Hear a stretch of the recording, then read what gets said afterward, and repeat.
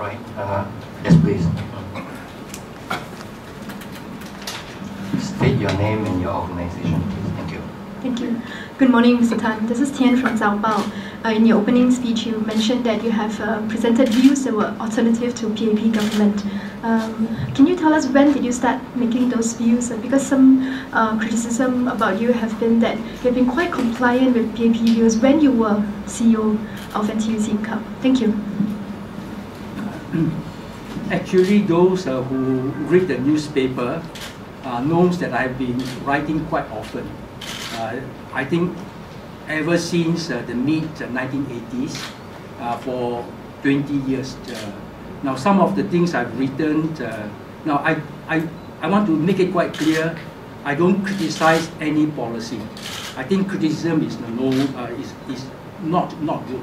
I just want to present an alternative view, and I presented views about national service because I recognized quite early that the national service, while it's important for Singapore, is having a negative impact on male citizens in their jobs, and I've made suggestions about how things can be changed.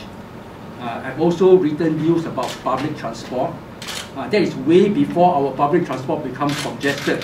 How to make it better, because in a city like Singapore, public transport is very important. In any city, public transport is very important. I've also written views about housing, employment, and unemployment, because I could see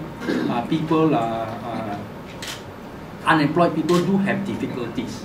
So those were the things I've written, and they were published in newspapers. In fact, whenever people come and talk to me, and I don't know who they are, and they come and say, Mr. Tan, I read your views in the newspaper about this. So they get to know me through the views that I've written. Of course, you are, I can see, relatively young, so you may not have seen those, because those were written over the last 20 years. And maybe many of the young people may not know, but the older folks, they know about me, and they know that I am quite independent in my thinking. Mr. Tan, Faris from Yahoo News. Could you elaborate further why you are applying under the special clauses? Because the NTUC Income is registered under the Cooperatives Act and not the Company Act. And could you share more about your funding for the campaign, like how is it going? Now, under the Constitution of Singapore, to be eligible to stand for election, you have to be a minister, permanent secretary, or certain special occupations, positions, or you have to be the chairman or CEO of a company with 100 million in share capital.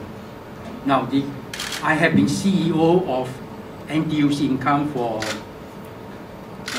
30 years, and its share capital is 500 million. Its assets is $17 billion. So the only difficulty is it is not a company, it is a cooperative society. So therefore I have to be applying under a special clause. The clause says of similar experience and stature, something like that. My legal advisor can give the actual wording.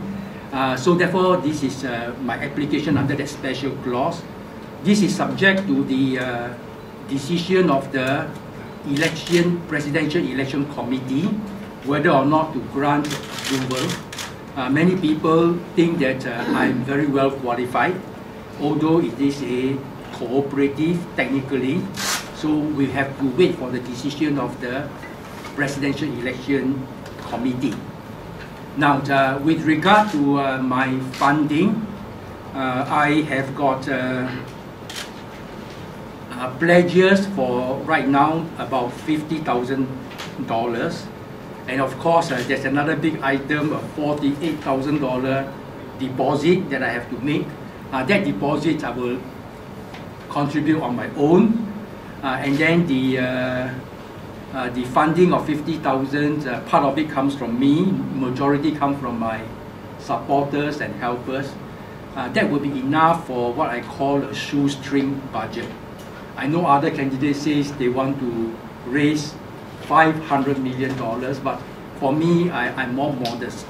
50,000 is a shoestring budget, but if I do get another more money, then I can increase my outreach activity, have more posters, flyers, and more helpers to distribute them.